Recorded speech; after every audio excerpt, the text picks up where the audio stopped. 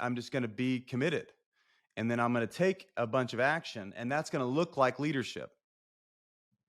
The action's going to look like leadership, but it's not leadership. Leadership is that willingness to live in that moment of the in-between in life. And I'm going to throw myself and decide to be willing to reinvent myself in order to presence now what I want next. And I say that's leadership. If I'm like willing to presence now, even if I don't have it, but I'm willing to presence it now, like I'm willing to see the world the way I need to see it, take action that I need to take, and all of a sudden that looks like leadership.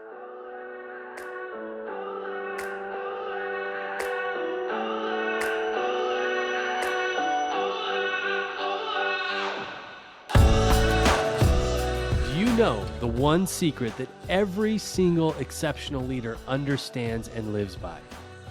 Hello, my friends. My name is Chad, and this is the Naked Leadership Podcast, high-stakes conversations for relentless company founders. My co-host and I have over 6 decades of combined experience in leadership coaching, and this podcast is where we explore it all. There is no conversation too risky. This week, Adrian and I sit down and chat about the one secret that every exceptional leader understands and knows how to implement. The attitude that we talk about in this conversation is so powerful. It has the potential to transform any person, team, or culture, no matter where they currently are. Prepare yourselves because Adrian is on fire in this one. I'm telling you, you may have to rewind it a couple times just to catch it all. Let's dive in.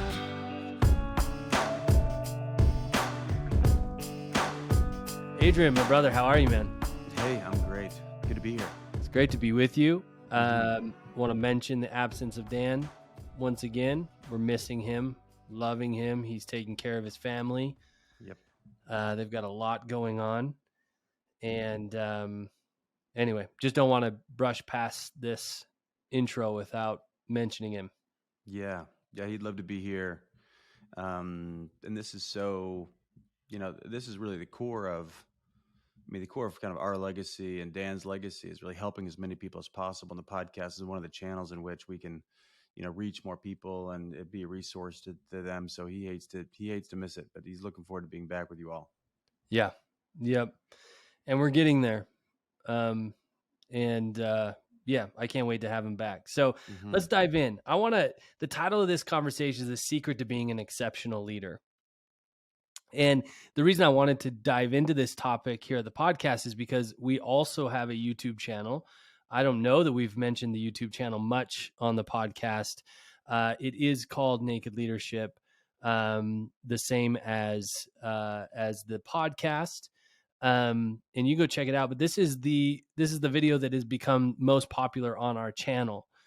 And so I thought this was a great opportunity to take what is in 3 minutes in that video and really have a 20-25 minute conversation about what it is, some of the nuances that exist in that conversation that we can't really do in what we commit to on YouTube, which is 3 minutes packed full of value. There's just not that time. There's not a lot of time to play with some of the nuances that exist in all of this. I mean, if you've been listening to us long enough, you're well aware that we like to play in the nuance. We love to play in the gray. And so I just thought this was a really great opportunity to take what we did there and build upon it. So, can we start by talking about what leadership is at its foundation? Meaning, I was in an intro meeting with a team today, and it was really fun. I met somebody in a mastermind that I help facilitate. I facilitate the group discussion. It's 18, we might be up to 20 now, business founders in my area. We get together once a month. We have a discussion. I lead the discussion. We highlight a business. We, support each other. It's not a referral network. It's very much a relationship based experience. I love it. And she just jumped into the group last week or this month, January. And immediately after the meeting, she reached out to me and said, "We got to talk." and I had no context around it at all. What it was, she just said, "Hey, can you come down to my place? Let's talk." I got there. She had her two managers in the room. She was there. They all had notebooks in hand, ready to roll. Like they were. I thought it was like, "Hey, let's get to know you, do some community." And she was ready to dive in, and which I really appreciated. That's just how she operates: hard driving, ready all the time, taking full advantage of every moment. My perception of her, but it was not but and it was very, very interesting as I started listening to the language that they use about their culture and what leadership is or isn't in their culture. In fact, they weren't using language of leadership at all. It was a lot of language around managing people, being their boss. I'm this person's boss, or I was this person's boss and it didn't work, or I don't know how to manage people because I don't know how to manage this person because I don't know marketing. Right. And so it was really, to me, it brought me back to this foundation of, okay, I want to get clear again on the podcast and make this distinction between leadership and managing people, or being the boss. And as I talk about that, I just would love to, I'm sure you've got things firing off already, as you always do. I'd love to just hear what you hear in that, what you're thinking about, and we Sure. can start there. Yeah. I mean, plenty on my mind, thinking like, oh, 20 minutes isn't even enough time. No. Because even when you're telling the story, I'm always, you know, I was thinking and I almost interrupted you, but to let you finish, like I wonder what she saw in, or what she heard, what occurred for her, right? Like between her ears when she met you. Like there was some kind of possibility that the conversation that you're representing, that you were illuminating, there was something there. I wonder what was happening for her that thought, oh, we got to talk afterwards. She And told she, me. oh, good. What was that? Yeah, she said, so I did a little, like a very mini training, 10 minutes on setting aim for 2023. And Mm-hmm. I just, as an offhand comment, I said, part of what's going to become very clear if you're clear on your aim for this year is that if you have the right people in the right places. And she Mm-hmm. said, that struck me. Mm. And she said, because I have the right people, but I know they're not in the right places. Mm. Got So, it. Yeah. So the conversation that you were having with her, uh, she was willing to connect the dots. yeah. So many people. I know she's successful and she's doing really well. You told me a little bit about her before this call, um, but she wasn't willing to like rest on her laurels because she's already doing better than most people, right? In her industry, she's doing better than most people, and most people then will rest for a while and hide behind the I've got so much going on, we'll deal with that later. But she's not in the I'll deal with that later Yep. conversation. So, you know, that was going on for me as we're talking together. It's also makes sense that they're in a very management conversation. Management is like, here's a set amount of resources. How do I organize them? And how do we then squeeze those for certain outcomes? And then manage, like tend to um, time, financial resources, behavior in order to generate outcomes. Very important conversation. Very important conversation. Playing Necessary playing chess. playing chess. That's right. Yeah. Very essential conversation. I say very distinct from leadership. Yeah. It's as we're something I was just writing down as I was thinking as you were talking. Let me talk about leadership in a way that's weird. So, because we I was probably going to do that anyway, but I'll let you know, listeners, that I think it's weird too. I love the Um, way your brain works. It's so great. so first off, we speak of leadership as a phenomenon, like that leadership is something that's happening, and it's not based on circumstances, not based on authority structure, not based on org chart. That doesn't guarantee that any leadership is going to be happening. even if someone's a quote unquote leader in the organization. Um, that doesn't mean that in any single moment in time, leadership is happening. Because I think here's the weird way that I think about leadership is scaling the conversation of becoming. So as I am thinking about my life and thinking about what's here in my life and thinking about what I have to manage and my time and my resources, and then I'm actually thinking about what I want in my life. And I think about if I do like an honest assessment about how I'm doing right now in real time, and I can look around the whole wheel of life and think about business, think about personal, think about financial, think about health, think about, spiritual, emotional, all that types of things. And, as I think about that, I'm going to have a clean sense of what that is. And depending on, your worldview, you can go to work in at least two different conversations. One is justifying what I've got. That's what a lot of people do. Are there a story about what is and why it must be so? And if you're doing that, you're not leading anything. You're just finding, as Kierkegaard said, finding a level of despair that's tolerable and calling that happiness, right? So how do I make the best of this? And I've got my bullshit stories and I'm hanging out with my buddies. I'll complain about it and blah, blah, blah. Well, I'm not leading. Yep. So what you must do is like have an honest assessment about what is, and then get really clear with yourself about what you want and what you're out of that, what you're committed to, like what the next thing is. And you could do that for like really unhappy reasons, or comparing yourself with Instagram, blah, blah, blah, or trying to catch up to what your expectations of your family is and all that kind of shit. That's not leadership either. But leading yourself, if I'm in that conversation with myself, is like, oh, here's where I am today. And you know what? I really want to make my life count. In order to do that, I need to get to this place. I want to be like that. I want to take these leaps. Now, all of a sudden, that's created a vacuum in your life where I'm not satisfied with what I've got. Now, not that you can't be content, and we could talk about that for a minute, but I'm not satisfied with Or what I've got. grateful. Yeah. Grateful. That's right. I'm grateful for what I got, but I'm not satisfied. Like I don't want this to run this course exactly like this for the next 40 years of my life. And I probably That's got right. 40 some years left. I don't want to do that. I'm not going to be happy when I'm 82 if I keep up this at the current state. And here's what I want instead. Here's where I want to head. Here's what I want to be so a year from now.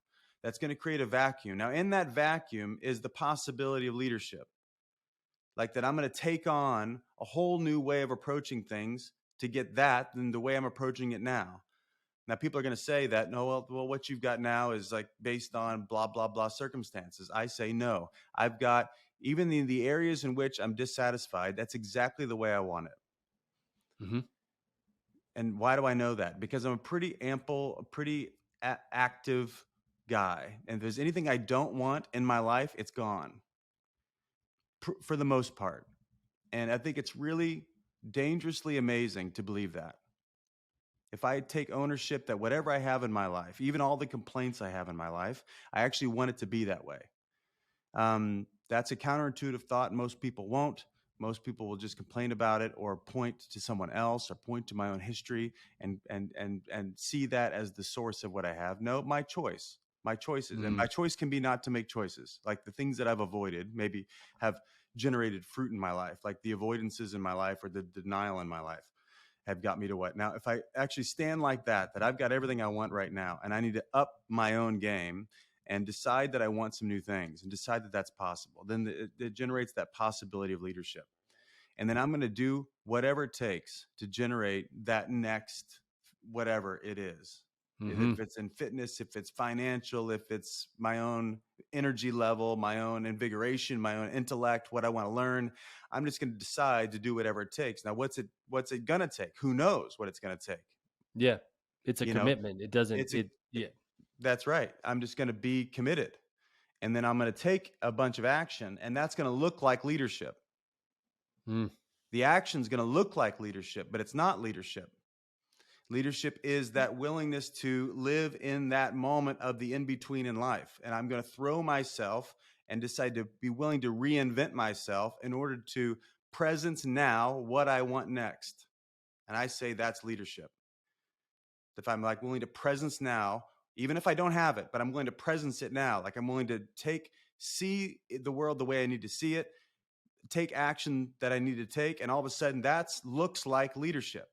Mm. And that's all we got. Like leadership comes like it's like a apparition that way. It's a superstition. It's this thing that comes and goes. And it's ironic because like one moment in time, I look and act like a leader. The next moment, if definitely, if you could listen to the tape in my head, I'm not leading at all. And then I'm back in the game and I'm going. So now that's the study of becoming, which is really the core set of what we're up to. And our approach with people is engaging people in the most vitalizing or revitalizing conversation that human beings know, which is reinvention. Yeah. Invention. Coming alive. Yeah. Coming alive. That's right. Now, if I'm doing that for myself, that's one thing. If I generate an environment in which we don't tolerate dead things, we actually insist that things live. Now, sometimes you have to kill things in order for things to live, right? But I don't tolerate the dead things in my life, and I don't collect all this petrified wood. I don't keep the old tokens around either. I just keep myself light and walking towards vitality and life. Now, that's scaling the conversation of becoming. Is so like when I am bringing someone onto my team, I'm very unapologetic that, hey, if you think you're a done deal, if you think that you've already become, if you think that like you've got it all figured out, please do not take this job. Yeah. Because I'm going to challenge you. I'm going to expect a whole bunch of shit from you, outcome wise. I'm trading. I'm giving you a salary. You're going to give me outcomes. Yes. But that's not the point. The point is we're going to come around as comrades, shoulder to shoulder, and throw ourselves at what's possible for us as individuals. Each individual is going to say, what's possible for me as an individual? And if we do that as a team, that looks like this fierce advocacy thing that we talk about and is like a core tenet for us as a team, as Take New Ground. That's how we engage people. We're your fierce advocates, and we're unapologetic about that. If you don't want that, great. Go find the next consulting firm. They'll be happy to send you solutions with no guts. But we're in the guts business. Mm-hmm. So if we are in that really, if I am as a leader, and I'll stop as a second. Sorry, I'm kind of like going on here. But You don't have anything to say about this, right? yeah, shoot. I wish I thought about this a little bit. But if I, as a leader, am just decided to be vital and I don't want to tolerate being around folks that complain all the time or just gossip all the time or just justify shit all the time, then that naturally is going to create a space in which people that are all in, they just want to be around. Mm. And that's scaling the conversation of becoming. The only constant in an organization like yours is change. I want to take just a second to tell you about The Change Imperative, an ebook written by our very own Dan Tacchini. Let me ask you, how do you personally relate to change in your business? Does it feel like a threat at times? Does it ever feel like you can't keep up with it or it never happens fast enough? Are there certain players on your team that resist change and keep your company stuck? Growth, change, and transition, these intersections often come with confusion, frustration, and resistance. You can flip those experiences into clarity, confidence, and alignment with the Change Imperative ebook. The Change Imperative is instructions for innovating with your team. Go ahead and click on the link in the show notes to get your free copy of the Change Imperative now and feel confident about creating the change in your company necessary to take it to the next level. Not only do they want to be around, they want to be alive in it. Because they can't survive if they're not alive. I mean, you're going to feel so out of place if you're not alive in that environment that you'll take yourself out, most likely. Or those who are alive will eat you. Not, I don't know how I mean that, but just like you won't survive, you won't keep up. And there's a momentum that happens in becoming, in knowing that you're becoming. There's a momentum that is natural.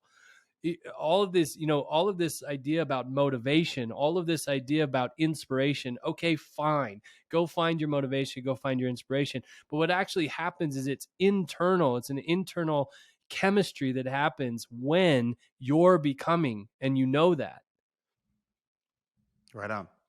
So can I just bullet point? First, I want to say, everybody, go back, rewind about 7 minutes and listen to that again. There was so much in there that went really fast. I'm going to bullet point a few of those if that's okay. Sure. All right. So one of the things that really stood out, a couple of things that really stood out to me is what I heard or what I got from it, how I would distill it is there's playing to win or playing not to lose. Mm-hmm.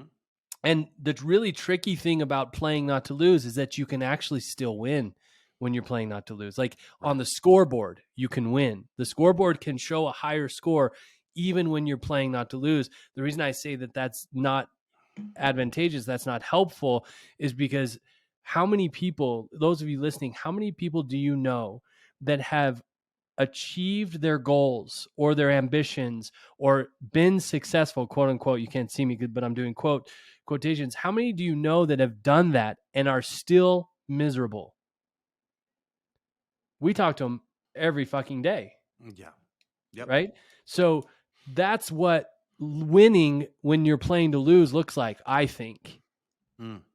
Right. Because it's like, I am playing in spite of what I'm fearing I am or am not, or what I can do or what I can't do. And that motivates me rather than what's possible. Playing to win is focus on, hey, this is possible. This is who I'm becoming or who I can become. And that's playing to win. So I wanted to put like a pin in that. Second thing I want to put a pin in or highlight or bullet point is the secret that we're talking about. If we're to go back to the title of this podcast, The Secret of Being an Exceptional Leader, the secret we're talking about is your ownership. So everything, it's the attitude and the being of everything I have, I'm either creating or tolerating. Yeah. That's right. And that is core, essential. Everything else that we're talking about evolves around that way of being. Yeah. Yeah. I remember hearing a guy talk about this concept, a few years ago. At least the way he talked about it, I liked. He said, people are going to make a choice between having and believing that life is an expression of an external locus of control or an internal locus of control. Mm-hmm. That like I get what comes to me or I get what I generate. Mm. And yeah, it's a risky move if you decide to like take that pill, maybe a Matrix reference or something. If you decide to like believe that, there's horror in that because I got to look and see stuff I didn't want to see before. Because Yeah. like whatever's broken, I got to wonder, hold on, why do I like this broken? This relationship's dysfunctional. Why do I like that? Yeah. This business isn't making twice the amount of money that I'd like it to be. Why do I like not making the amount of money? Mm-hmm. What is it? What is it about that? That's a counterintuitive question. And you're going to look you're going to want to run from that answer. Or you're probably going to go blank like, oh, I don't know. I don't know, Adrian, tell me, which every client of mine does. When I ask them that type of question, they're like, oh, I don't know any payoffs to making half the amount of money. And I it's like, typically get, oh, I don't like it. yeah, that's right. Well, first, yeah. Oh, I Yeah. don't. What are you talking about? Did I hear you wrong? Of course I don't like that. I'm like, well, I don't know. You got it. Let's imagine that you like it, that you get some kind of hidden payoff to it. What might that be? And we're just naturally and when it comes to language of responsibility, we're naturally really anemic. We're not usually willing to put language towards the conversation that points out how I contributed to how things aren't working. We're not really willing to do that. Usually it's really stunted and it's so generalistic or it's so shame based or it's got all these back doors baked into it. Back doors meaning like it's really vague and so I kind of don't have to like really sit in the grossness of it, or it's like I feel really bad about it, so then I can like talk about it, but talk about it like sheepishly, and then everybody gets to leave me alone. We love to bake in some back doors because we're not that confident that who I am is based on what I'm committed to, not Mm-hmm. based on previous performance, which is the Mm-hmm. kind of human dilemma that Freud set us up with. Mm-hmm. Yeah. baked in back doors. That's that. Like, let's trademark that one. Yeah. Yeah. Yeah.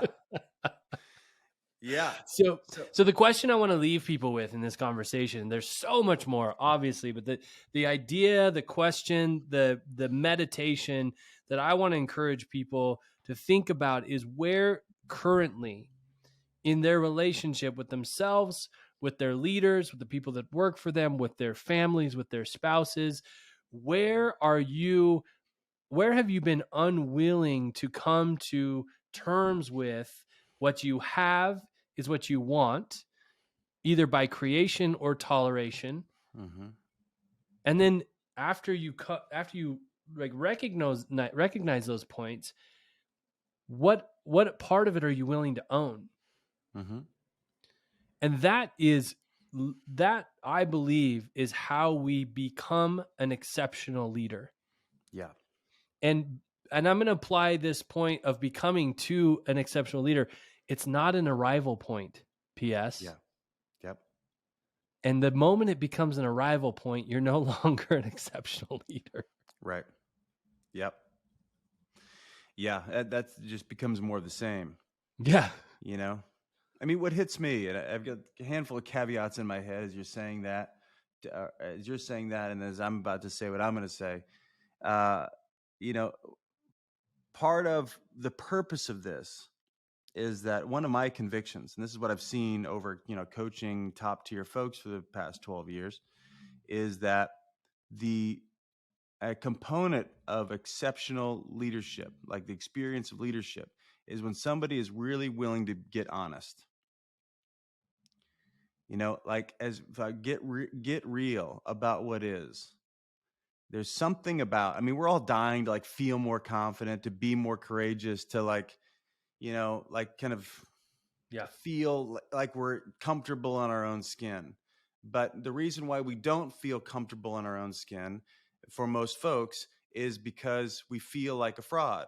Well, why do we feel like a fraud? I'm being a fraud. That's why I'm feeling like a fraud. I'm being inauthentic. I'm not really willing to put language to the inherent tensions, and there are innumerable amount of tensions that are happening in any kind of group human endeavor. And there are ways in which we're blowing it on a maybe even a daily basis. It might not be macro. I mean, if you blow it too much in a macro sense, you're not going to last too long, but you're blowing it in a micro sense often. Mm-hmm.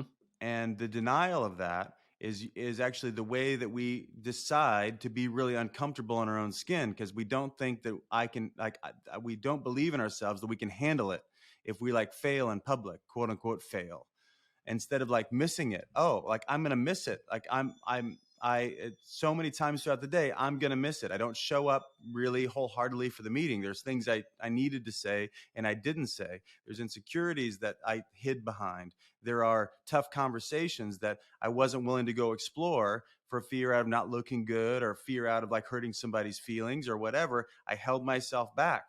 And then I blame so many other things for like feeling uncomfortable. And then like Or also I bulldozed in that meeting right, because I didn't want to feel uncomfortable. right on, right Yeah. on. And so much a part of this is like really willing to get honest with yourself. And really so much a part of that is having a space in your life to practice that.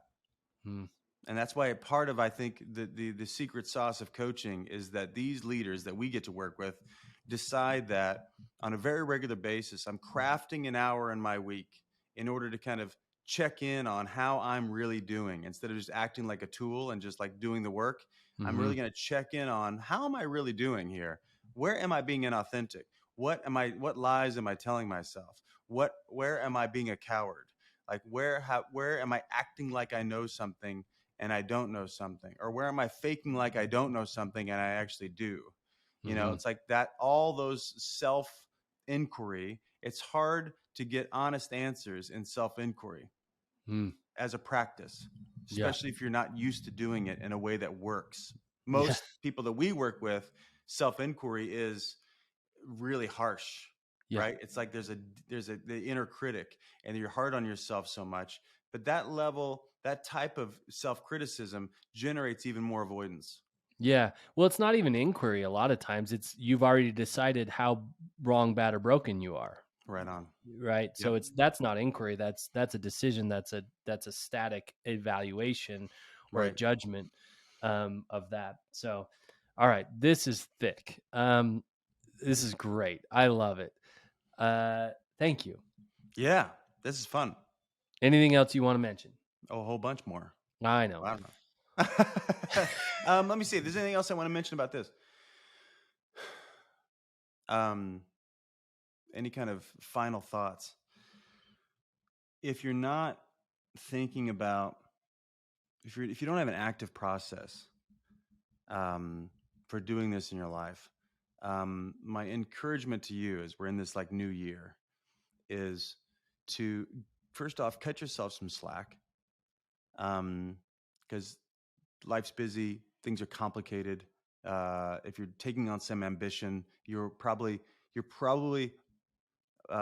much more, you feel much more alone than you want to admit. Mm-hmm. And so, I was like really laying it on there for a while, but really, um, the beauty of putting your arms around this cactus, we talk about hugging the cactus all the time. The beauty of it is that if you can own it and like accept yourself, and therefore it actually opens up the possibility of accepting other people. There's a lot of relief in that, and then you're no longer living to prove something. You can actually go presence something. Yep. And if you're not experiencing that freedom on a regular basis, where I just like really am who I am, and here it is, and I'm adaptable, and I'm going to learn, and there's a whole lot I don't know, and there's much more that I don't even know that I don't know, and that's not a problem either. That's like joy, and what I could discover about myself, the type of healing I could go through personally, the type of impact I could have on other people. That's where joy comes from. And so if you don't have that space, please just come in the water. Like, try something on. Of course, we'd love to talk to you, but there's lots of great other environments to go be in this conversation in like a really healthy way. So the reason we do Yep. this is to help people have the experience they want and generate the outcomes they want for themselves and their people and their own legacy.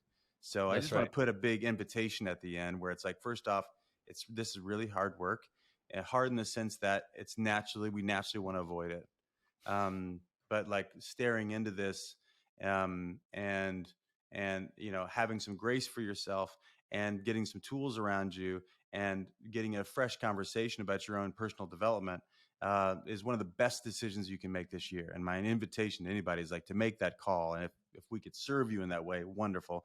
But go be served, go find a way to go do that. Yeah. Specifically, you talk about spaces to practice this. The best Yep. space that I know of is the Revenant. We call it the gym, the relational gym. And a lot of that is the relationship you have with yourself Yes. in these things, in becoming the leader that you want to become. That's Yes. the feedback we hear the most from founders that come through the Revenant is this was a space for me to really rediscover what I'm becoming Yes. for myself and for my people. And it happens in 4 days. It's like an accelerated transformation experience. And so we have one coming up in a couple of months. You can check it out. wearerevenant.com. We would love to have you there. Yeah. If you feel convicted in this conversation, if you feel alignment in interest in this conversation, wondering where you have the place to practice, come Yep. practice with us. Yep. Love it. Yeah. It's amazing. Um, when I went through the Revenant, there were weights I was carrying around that I didn't know I was carrying it around. Mm-hmm. And part of the conversation, just being with other people that are hard driving people, that are like purposeful people, that are good folks to be around. It's not like, um, you naturally find some camaraderie, and with others that are like, actually, wow, that guy just said something that sounds a lot like what I think about. Yeah. And all of a sudden I can access something new, and I get some new ideas to replace some old ideas. Right. And I don't want to get too dramatic here, but like a there we call it revelation. And we don't use that vernacular in our common day and age, but there are moments in which something hits you, and you're never the same. And if you haven't had any of those kind of revelation moments, it's worth pursuing to see, and I don't know, I think it's worth it. I know it's worth it for me. That's why, I have those moments all the time when I'm working with folks and I'm like, wow, some kind of discovery happens and like everything shifts for me. A whole area of my life is shifted in a moment in time. And that's like, we call that transformation, where, it's not like it's a long process. Most transformation happens in a second. It's practiced and sustained over time. But man, that first moment, there's not a lot of spaces in life that you get that. Yeah. Especially, I think people like to think it's like alone on a mountaintop somewhere. Yeah.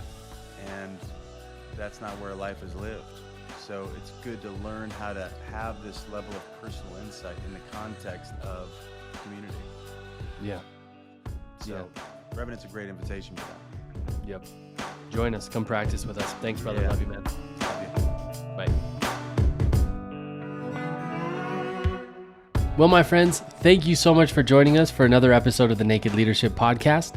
As a heads up, every Friday we post a Cliff Notes version of that week's conversation with all the highlights in under 5 minutes. Check that out for a quick and powerful reminder of the principles discussed. I hope this conversation has been valuable to you. If it has, the greatest compliment you could pay us is sharing it with somebody who could use it. Thanks so much for listening, and until next week, bye-bye, everybody.